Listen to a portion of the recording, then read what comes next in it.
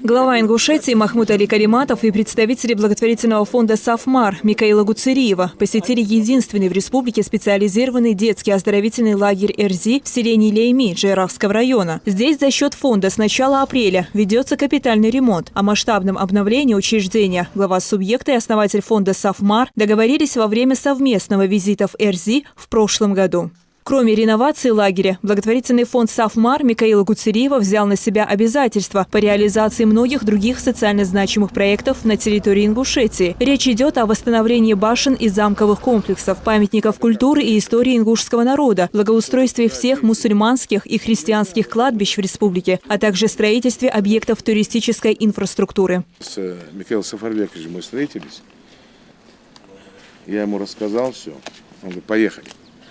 И вот когда приехали, я думаю, посмотрит он, а он пошел в столовую. Я говорю, да не надо там, как столовую. Он все прошел, он все посмотрел. И поэтому благотворительный фонд «Сафмар», взялся за это, сделает, проект есть. Вот руководитель есть, представители есть. Я что хочу, чтобы, как Михаил Сафарбекович сказал, он говорит, один из лучших будет в России у нас.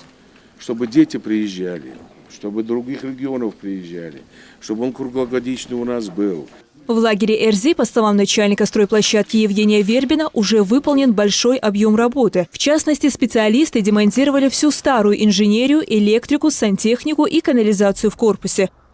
Вот вы перечисляете, в принципе, это заново строится, стены остаются, и то их придется приводить в порядок. Если электрик, вся сантехника, вся канализация, потом последующим, двери, окна, все. Унитазы, раковины, душевые, все полностью.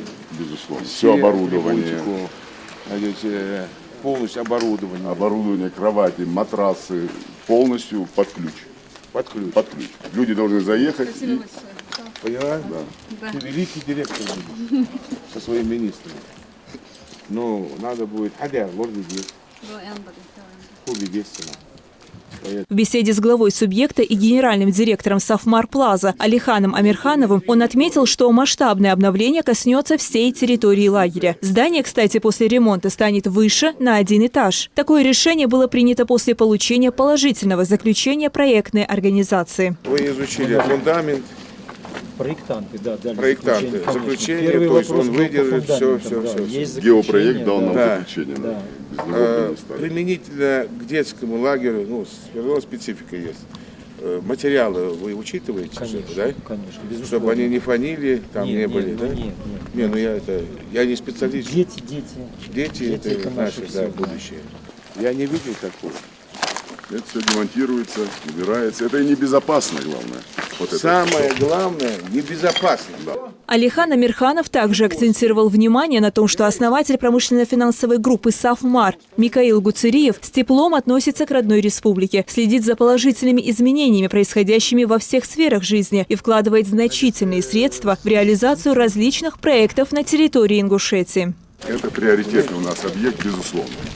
Глава Ингушетии поблагодарил основателя и представителей благотворительного фонда «Сафмар» за поддержку, оказываемую не на словах, а на деле. Это, по его мнению, дорогого стоит. Я хотел бы сказать, будет великолепный, приспособленный, современный, абсолютно меняется все.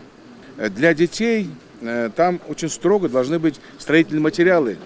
Они должны соответствовать требованиям потребнадзора. Это все учтено здесь. Я думаю, что с него будет всероссийский детский лагерь отдыха.